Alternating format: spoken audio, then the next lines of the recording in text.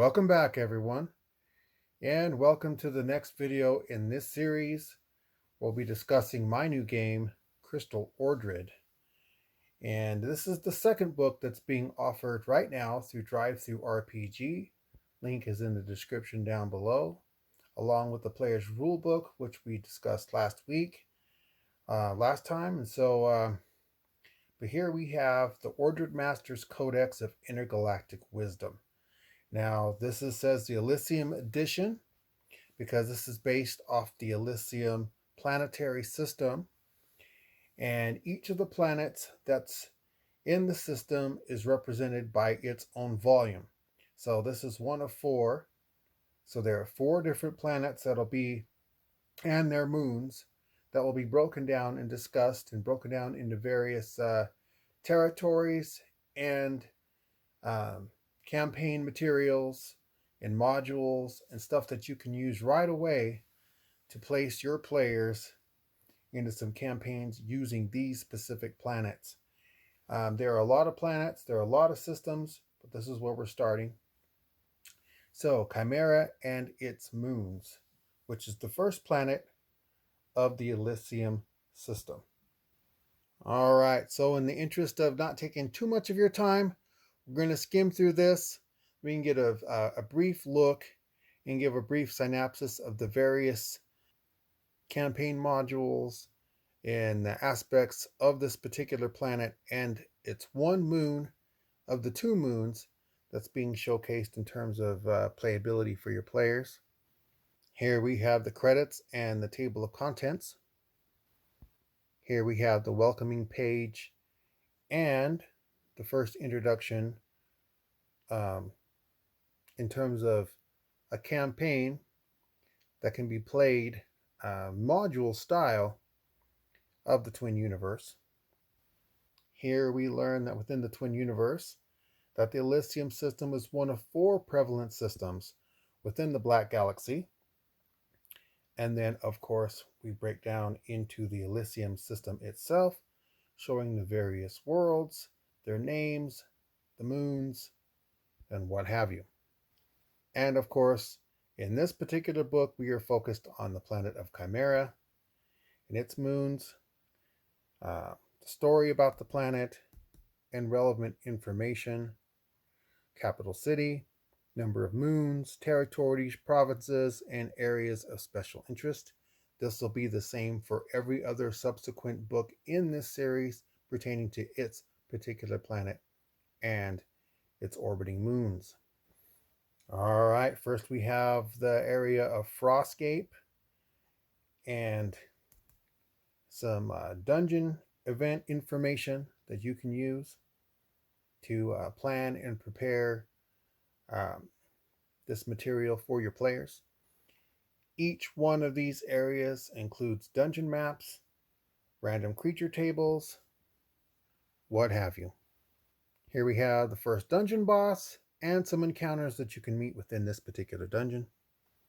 All right, we have the Frozen Face Village, which outlines the people and the particular prominent NPCs that can be encountered here in Frozen Face Village, which also includes maps of the various buildings within the village, what they're used for, as well as the NPC encounters, villagers and bosses, even how to increase your reputation, aka notoriety, with them to gain access to various goods and services from them by increasing your rapport with these people. Now, from here on, we're just kind of skim through this now. So various creatures that you can encounter while in Frostscape. Let's go through this real quick. Here we have the Frozen Titan, which is a creature that is actually featured on the cover of the player's rulebook. Some of you may recognize that at this point, maybe not. This game is relatively new. Nobody knows about it, but trying to get it out there, because who knows, somebody may actually enjoy it. And if even one person, as far as I'm concerned, enjoys it other than me and my close friends, then we've done a good job. We have world boss encounters. Here we have the area of Otar, which is basically a giant forest and farmland community, which has been overran in various places. Now, within this game, we have both dungeon events and what's called invasion events. And this is our first invasion event. I guess the Frozen Face Village can be one, but is not necessarily, but it can be turned into one. But the first true one here is the Waterforge Farm. And maybe your players can find their way through the Waterforge Farm and kind of figure out the mystery of what's going on behind it. This is one my players really loved, was this one right here. Special World Boss Battle Events, which is an unlockable kind of a situation. Same with something that's pretty cool that's within the crystal that we used in Crystal Ordred that I used. That was very popular with my players, is that depending on what she sees in terms of her other family members being defeated, if the players can in fact affect how difficult she is, the end boss, to defeat when you get there. All right. Of course, what game trope would there be without zombies? I love zombies. I know for some people they're overdone, but I think we do them with a difference and just enough flavor here, and not in every situation, to where when they are used, they add rather than take away. Of course, that's for you to decide for your own campaigns. You have the Otar Spaceport, another place that's has its own series of problems for your players to kind of figure out and make their way through. Another really fun campaign situation. Mr. Investigator Jacob DeBerg, investigator that's been sent by the Elysium government to try to figure out what's going on at the spaceport, who's also gone missing.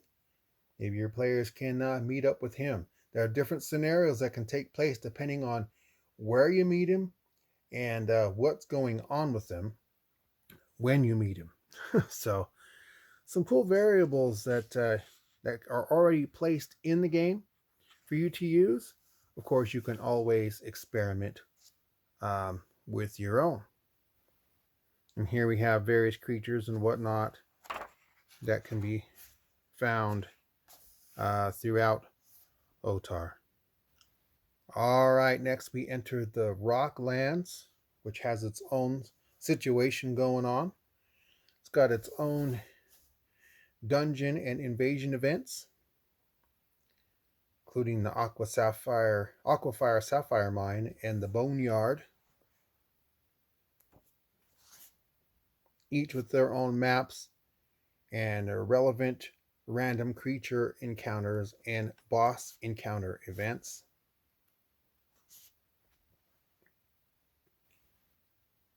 Of course, its own set of random creatures that can be encountered as well.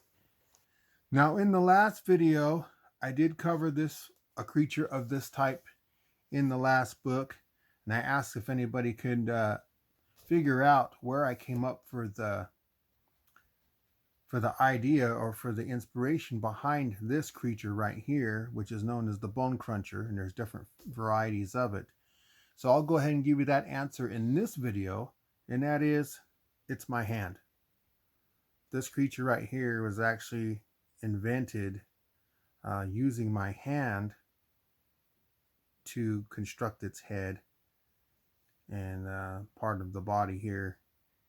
And then the rest of it was inspired by combining aspects of rhinos, elephants, and a couple different dinosaurs. But there you go. There's how I came up with that creature. Primarily is from my hand. Some more various creatures that can be encountered while in the Rocklands. Another world boss. And we move into the wastes. which is nestled in between the Rocklands and Otar. Just north of that, of course, would be Frostgate. And of course, we have its various instances and events, whether it be dungeons or invasions or whatever that you can use to challenge your players. With its various maps, critical NPCs, boss characters, notoriety builds, what have you. And even her ship, Bariah, the Lonely Merchant, as she is sometimes referred to, because other than the Frozen Face Village, she's the only merchant that really sticks around on planet Chimera. But there's actually an opportunity here. There's the stats for her ship for those who think they can try to take it from her. We have Hook Point, which is another mysterious dungeon event, which has its share of just like the rest of them, basically objectives and various tasks that your players must do or complete in a certain way in order to gain access to other portions of the dungeon or the lab. In this case, it's a mysterious lab, in order to complete and eventually get to the boss encounters and its various bosses and creatures. Crooked Cave, more various creature and encounter tables for your players, for you to use with your players.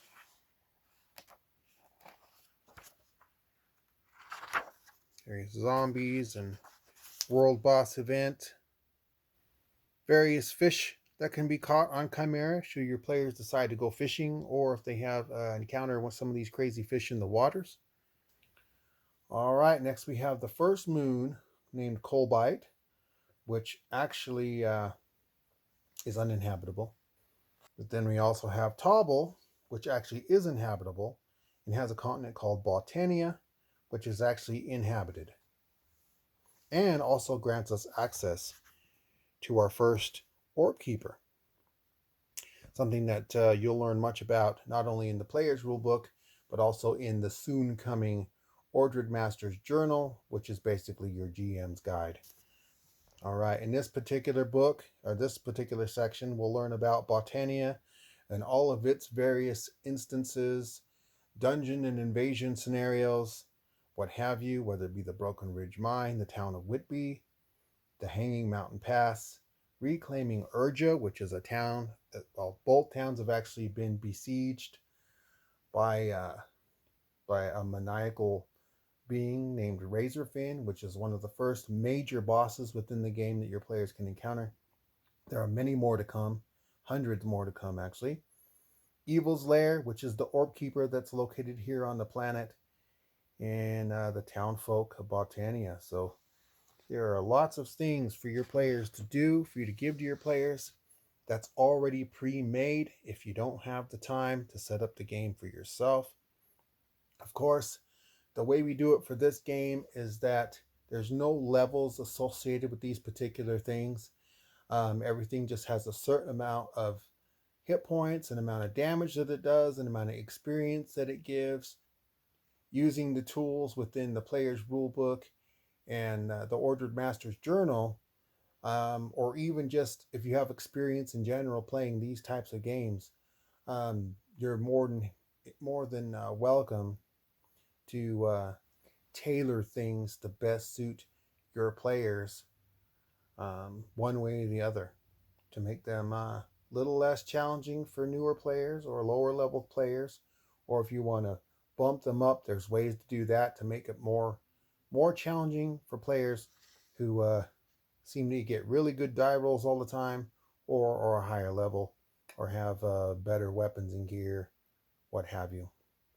So we have mine information, random creature information, boss information, town maps, vendor maps, NPC maps of the people that live in town, or the various vendors, or the key NPCs that or prominent NPCs that will help carry the story or the particular scenarios that you run your players through. We have the town of Urja and its map, along with its vendor maps and its prominent NPCs. Those that are most pertinent to the story, and even a couple of side NPCs that can be used to help further or deepen or even enrich the stories in which you wish to use. And but in this particular case, the invaders of this particular world are known as the Mariaqua, which have been sent by Razorfin, which you'll learn more about in this module or this book if you pick it up, along with his shark people minions and what have you. And so yeah, the lair of the Orb Keeper Evil.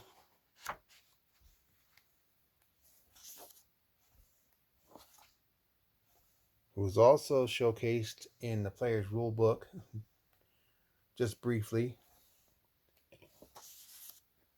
in various random encounters that you can have while on Botania with various monsters and creatures and what have you. Now some tables in the back that puts all the creatures and monsters by alphabet list. Same with your special NPCs and your bosses and world bosses. And of course, we have to do a shameless plug for the book following this one, which would be Bolero and its moons. So I'm definitely looking forward to getting that out there to you as soon as possible. But there you go. The Ordred Master's Codex of Intergalactic Wisdom, Elysium Edition, Part 1 of 4, Chimera and its Moons. Can you conquer the Chimera? Welcome to Chimera, also known as Subterranea. And there's more lore about that as other modules and other books and stuff as story, especially those that are story-based, are released, about where it got its original name, Subterranea, from, and its moons. From orbit, there doesn't seem to be much going. However, once on the surface, one quickly realizes just how wrong appearances can be. Whether you're confronted by the people of Frostgate or wander into the Waterforge farm, there are adventures, or dare I say, misadventures to be had. This is only the beginning. 3 more planets are in the Elysium system, and in the next volumes we'll cover each of them. Stay tuned for parts 2 through 4. All right, well, there you go. The Crystal Ordred, Ordred Master's Codex of Intergalactic Wisdom, Part 1 of 4 for the Elysium system. I wanted to take this opportunity to thank each and every one of you for taking the time to check this out. You can check it out through DriveThruRPG. The link is in the description. I'm working on this stuff nonstop to keep them coming, and to introduce this game that me and my friends have enjoyed so much, which has been a privately held secret. Get it out to as many people as we can to see who else may enjoy it as well. Happy gaming.